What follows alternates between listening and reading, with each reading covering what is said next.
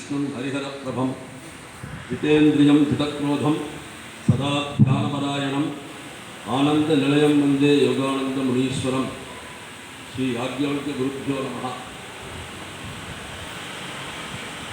గురుగారు యజ్ఞాన్ని గురించి చాలా విశేషంగా ఉపదేశించారు.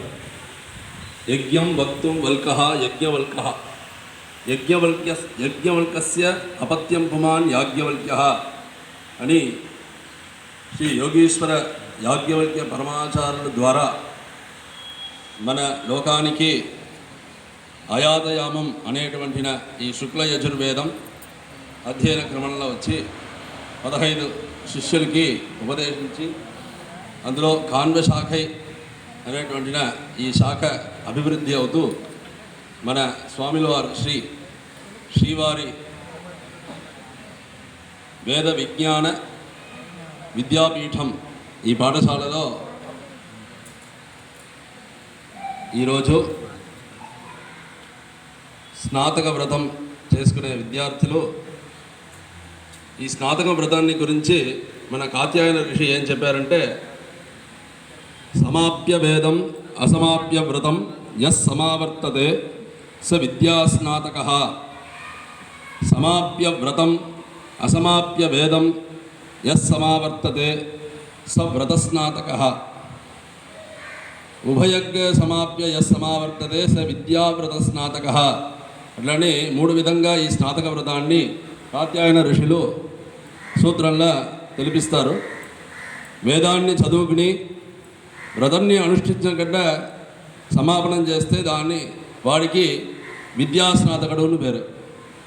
ఈ వేదాన్ని చదువుకుంటూ బ్రహ్మచర్య వ్రతం అంటే ఒక అధ్యయన కాలంలోనూ ఆ మంత్రాలని ఆగ్నేయ వ్రతం, సౌలభ వ్రతం, శుక్రియ వ్రతం ఆ క్రమంగా ఆ వ్రతంతో పాటు అధ్యయనం చేసి సమాపనం చేస్తే వాడికి విద్యావ్రత స్నాతకుడు అని పేరు. అలాంటి ఒక వేదాన్ని ఎవరు సమాపనం చేస్తారో వాళ్ళ ఒక మంత్రాలు వీర్యంగా ఉంటాయి. అంటే వేదానికి ఇది వేదాస్త్రయస్త్రయి స్వరప్రధానం త్రైశ్వర్యం. వేదాలు వచ్చి త్రయీని పేరు వేదాలకి. అందులో స్వరమే ప్రధానంగా ఉన్నాయి.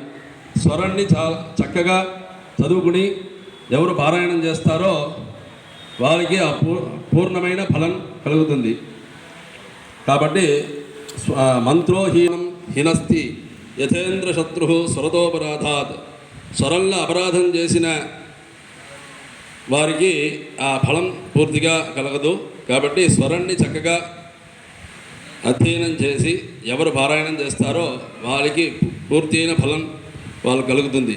కాబట్టి వేదాన్ని బాగా చక్కగా చదువుకుని మీరు ప్రతిరోజు గురుగారు చెప్పినట్టుగా సంధ్యావందనం చాలా ముఖ్యం.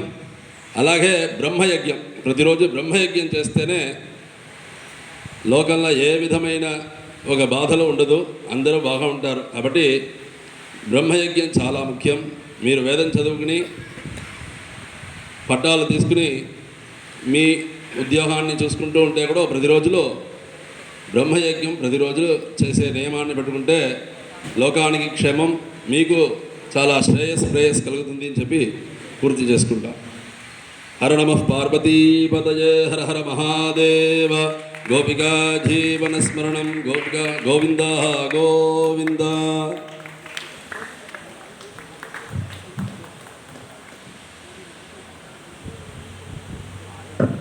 స్నాతక వ్రతం యొక్క ఉద్దేశ్యాన్ని, అసలు ఈ సభ యొక్క పరమార్థాన్ని క్లుప్తంగా మనకు అందించినటువంటి పెద్దలు శంకర గణపతి గారికి, అలాగే యాజ్ఞవల్క్య నామధేయం ఎలా ఏర్పడిందో దాని సార్థకత ఏమిటో చక్కగా వివరించారు.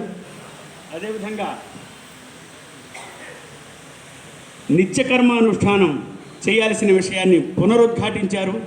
దాంట్లో బ్రహ్మయజ్ఞం యొక్క విలువని చక్కగా తెలియజేశారు. అటువంటి పెద్దలు శంకర గణపతి గారికి ధన్యవాదాలను తెలియజేస్తున్నాను.